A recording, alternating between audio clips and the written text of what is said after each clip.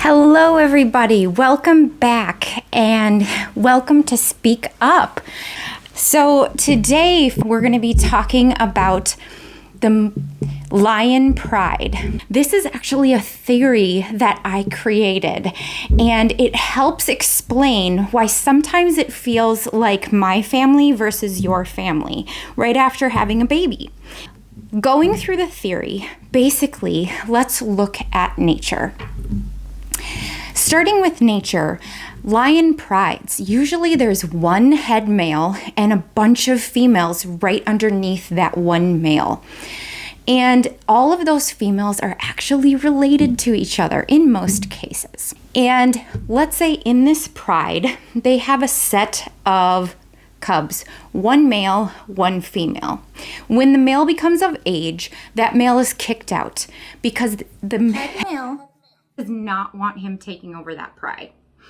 And so that male will wander the savannah until he can either challenge another head male to take over his pride, or a set of females that were kicked out of another pride all at the same time because it would have been too many mouths to feed, and they all meet up and make another pride. Okay, so now we have this second pride over here, and let's say another set of cubs is born. So this is where it becomes very interesting, right? So we have another set of cubs born. And so let's look at if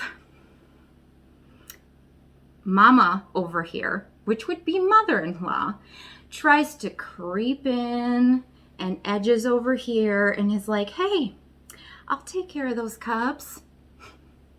How close do you think she would actually get? Yeah, not that close, right? All these mama lions over here would be like, who is that? And they would circle around these cubs, and guess what? They don't have a frontal lobe. All they have is that animalistic brainstem going protect. Okay? And so they're going to circle around those cubs. And even if they kind of have a gut instinct as to who that mama lion is, they don't care. They're still in protection mode. And guess what? We have a similar response after we have a baby. That same gut response. Sometimes hours after we give birth, we have someone wander into our postpartum room. It could be an in-law, it could be a neighbor, it could be a friend, it could be someone we've known our whole life. But our gut response is holding our child and we go, no, not sure about you. It doesn't matter how long we've known them. Our gut response is, nope. The interesting part, we have a frontal lobe that just says then, but be nice. Our brainstem then kicks in again and says, nope, still no. I don't like it. I don't want to. But then our frontal lobe goes, do you know who that is? Can you just calm it down a minute? And within an hour or a couple of days, we're already having an argument in our own brain. And it's hard to explain. We don't know how to explain it. So then we just hand the baby over because we're not sure what to do. But then what do? We stare like a hawk going, nope, they don't like it. They don't like it that way. Can you hand my baby back? This is stressful for me. I don't like this. Can you hold the head up different?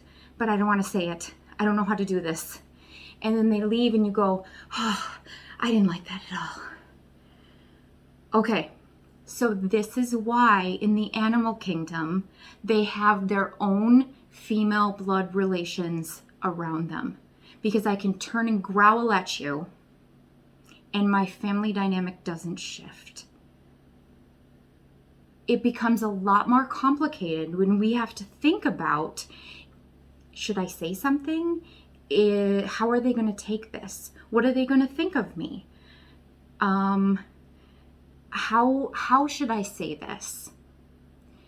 If I know that there is a safety in me saying, nope, hold him this way.